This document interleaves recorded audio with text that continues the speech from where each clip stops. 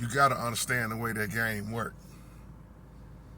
Who do you think own the record labels? I've been telling people this, I don't know how many years, why they continue to rap about selling dope, murdering somebody, jacking, hoes, you name it, etc., etc. See, a lot of young men, they see the fortune and the fame. They see the bling bling, they see the cars, the jewelry, but they don't see what goes on behind the scenes. See, it's way deeper than what you think it is. And folks that know the game, they know what I'm talking about. That's why every song you pretty much come on, you're gonna hear trap music or murder, violence through the rap music. Because, see, I told y'all, go back and watch the video I did about private prisons. This is why I keep telling y'all how religion makes money, the penitentiary makes money, war makes money. Pretty much everything you can think of is money, the love of it, which is the root of all evil. When you realize the more these rappers rap about this violence, jacking, robbing, selling dope, who you think is really pushing them to continue to rap about that? The label. They get paid more. I'm gonna say something to y'all that know what I'm talking about, but some may not understand this. The more violent they rap lyrics get, the more they will get paid. Some of them is getting the fame and the fortune, but the majority of them is only getting the fame. Their name is out there. Because record labels been ripping people off for years. That's why there are certain rappers that won't bow down to that industry. They got their own thing going on. And then you got to realize the average rapper dies at about 25 years old, 25 to 30 years old. Just go on Google. I talked about this not too long ago. Just go on Google and Google how many black rappers especially have been murdered. And 9 times out of 10, Pam is behind the gunshot wound. And you're going to have to realize one day you're going to have to live up to what you're rapping about. See, Eazy-E said it before a long time ago. You got studio gangsters. You got cats that act gangster in the studio. They lyrics in the studio. They gangsters in the studio, but in real life, they don't live that life. They don't live that life. They ain't killed that many people. They ain't robbed. They ain't sold. Some of them ain't never sold dope a day in their life. They perpetrate about it because it's good on paper. But once you realize that, you'll start seeing things in a whole different way. You will. You'll realize that, I guess they ain't gangsters. I thought all this time they was gangsters on paper. And that's why I talk about cheap labor, how especially these private penitentiaries. Told you I got a homeboy, man, that's a prison warden.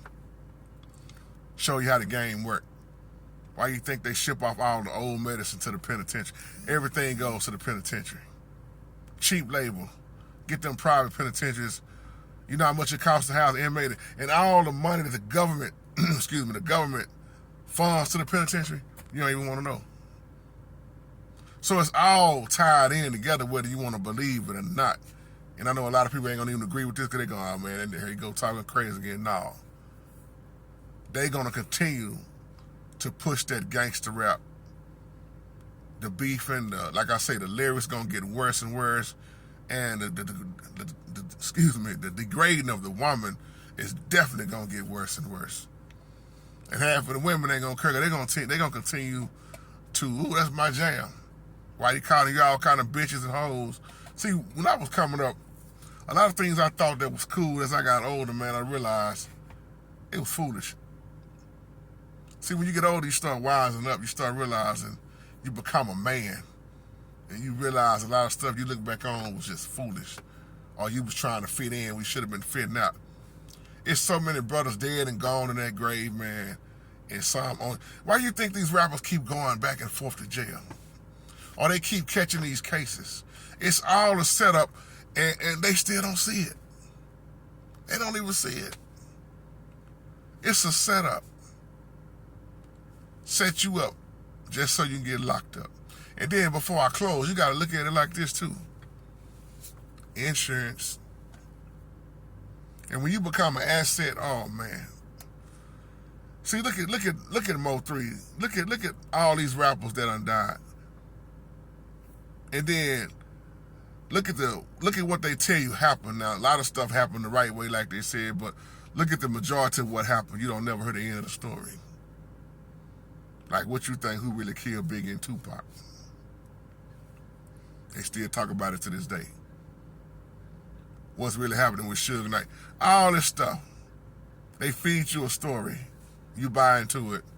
But then what's really going on? See, nobody never talk about the insurance they put on these rappers. Them policies. Oh, yeah. And they going to get their money out your A one way or the other. Whether you want to believe that or not. So remember, what you see all the time ain't really what you see. What you thinking that's really going on ain't really what you think is going on. It's some crazy stuff that go on behind what these rappers are doing, while so many of them are turning gay. They gangstering hard and gay all at the same time.